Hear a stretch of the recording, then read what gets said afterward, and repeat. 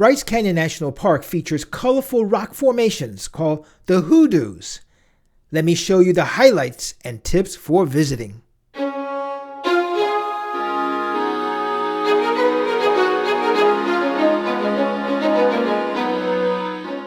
Bryce Canyon National Park is one of my favorites.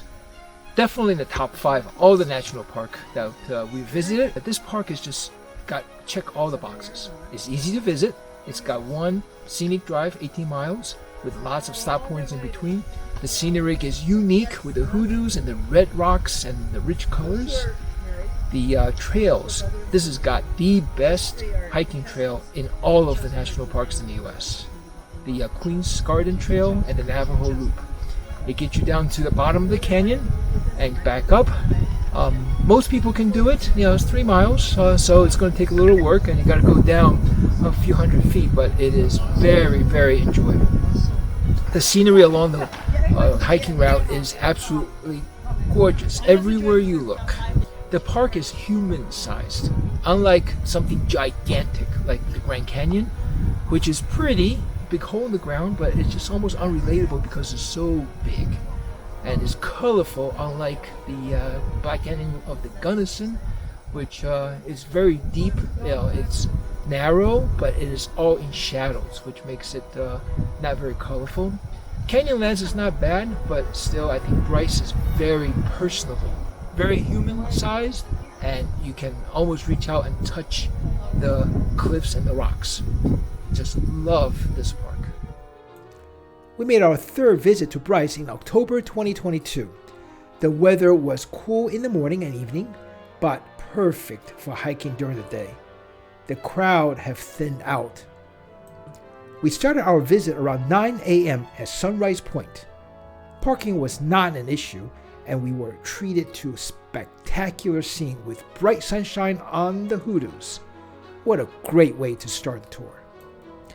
Our first hike of the day was the best trail, in my opinion, of all the national parks, the Queen's Garden and Navajo Loop trails. Just starting on the Queen's Garden Trail, which descends 320 feet or so down to the bottom.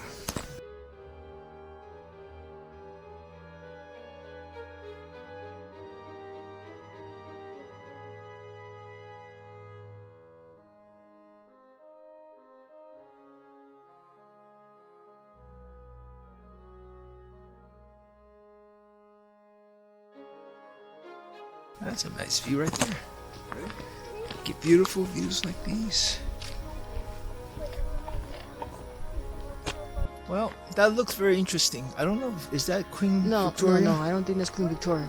Queen Victoria is in this flat area. Okay. And according to the map, it's further down under. So what would you name that rock? I don't know. It's just a rock. It looks like a person. It looks like a sculpture of a bust of a person. Of right? a person, yeah, like Caesar or something like that. Because the top has a little bit of winkly, maybe like the lauret that they used to have on top of their head. Yep. Coming up on arch number 2.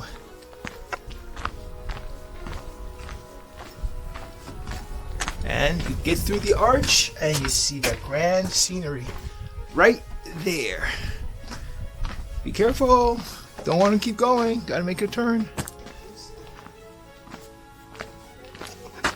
Everywhere you turn, you just can't get enough of these rocks, and they're so close.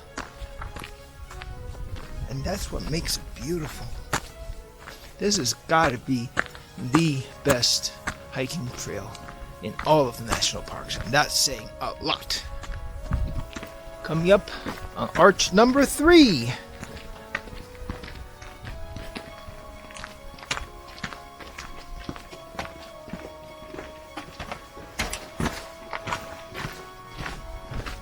And let's go for Queen Victoria.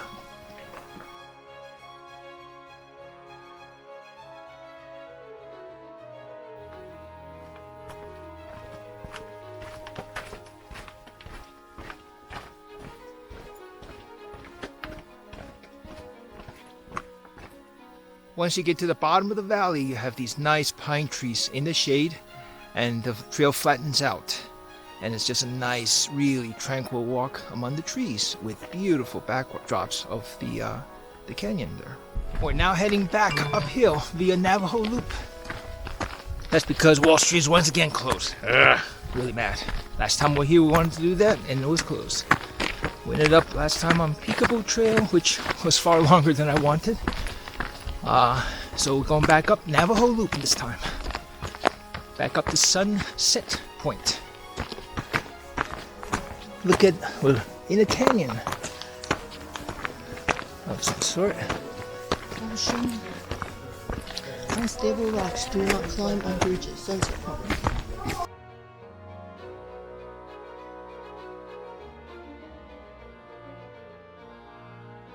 The last part of the Navajo Loop Trail goes back up to Sunset Point in a series of steep switchbacks. The view at the top is simply spectacular.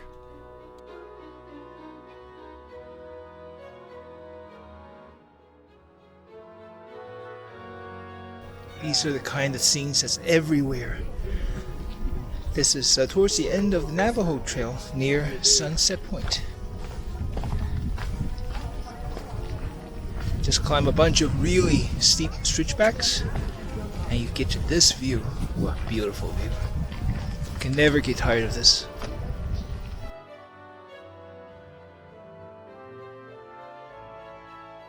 There's a little viewpoint on right. Looks like a bunch of patrons sitting in a theater watching the spectacular show. Very interesting.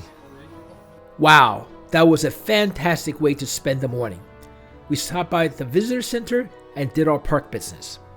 While there were restaurants in the park, the gateway town of Bryce was close enough, so we decided to go to the well-known Ruby's for a delicious buffet lunch. After lunch, we drove the scenic drive to Rainbow Point. The 18-mile scenic drive gets you all the way out to Rainbow Point, which is where I am now. It is beautiful out here, and there are many stops along the way that will go along and visit each one. It's just a matter of getting out of the car and look around. It doesn't take much work to hike. And if you are a hiker, there are lots of trails here for you too. The Under the Rim Trail basically parallels the scenic drive for 18 miles. And there are fairyland trails going all the way on the other side. And the main attraction, the amphitheater between Sunrise Point and going through Sunset Point over to Bryce Point. And nice paved trail right along the rim with gorgeous view in every which direction. At the end of the 18-mile scenic drive is Rainbow Point, where you get a fantastic view of the landscape here. And at the Rainbow Point there is the Bristlecone Loop, which is 1 mile. So that's where we're going to go on. Hike number 2 for the day. The Bristlecone Loop trail goes through some bristlecone pines. Up at 9,000 feet of elevation, it's definitely cooler up here. It's a very nice walk, surrounded by these pine trees. And the path goes through the woods and comes out to this wonderful viewpoint.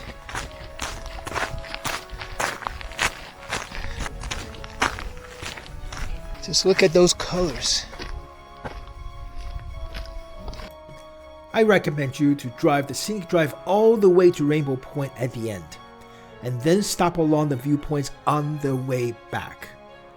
All the major viewpoints are on the right as you drive from Rainbow Point back to the park entrance, making it easier to turn into and out of the viewpoint parking lots.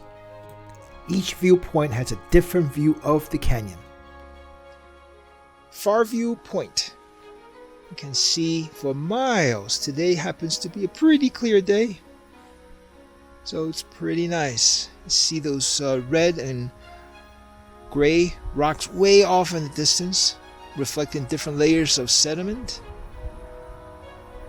The red being more iron deposits, and you see that in the near ones, and you see that in the far ones. Boy, you can see. I don't know how many miles that is, but it's mighty nice. Paria View is on the quieter side of the canyon, overlooking Paria Valley. The trail is relatively new.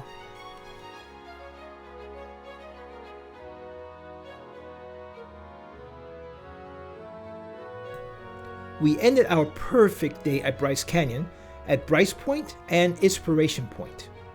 I came back to that platform the next morning for sunrise. Inspiration Point required a bit of a hike up a hill from the parking lot, but the scenery was well worth it. Look at this tree clinging to life with all its roots.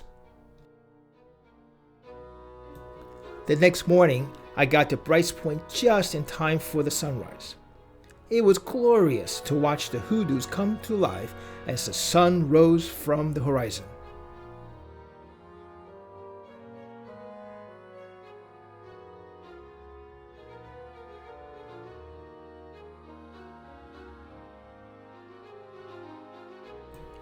After the sunrise crowd left, but before the day crowd arrived, I had that platform all to myself.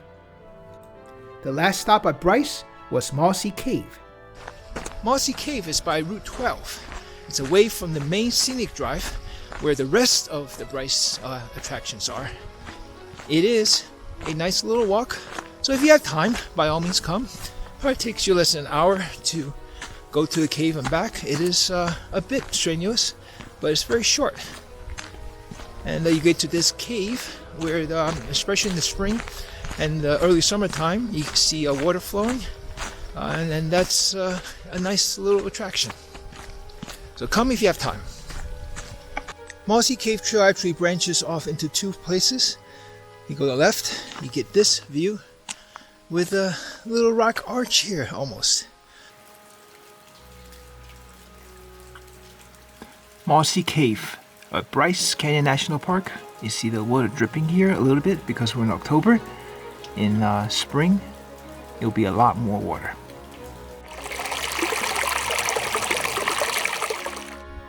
The Mormons dug this canal to get water from a reservoir up above over down to the valley where the town of Tropic is. So this is a Tropic canal. It goes from the Tropic reservoir down to the town.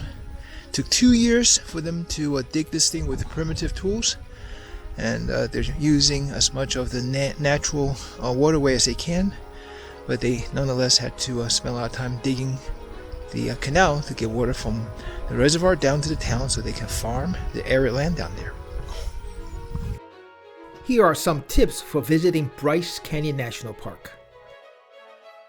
The best times to visit Bryce are the shoulder season, April and May, or September and October. Because of its elevation, the mornings and nights can be below freezing during these times. The summer is crowded and can be hot. During the winter time, especially after a snowfall, the hoodoos are beautiful, but the trails can be slippery. When you go for a hike, bring lots of water.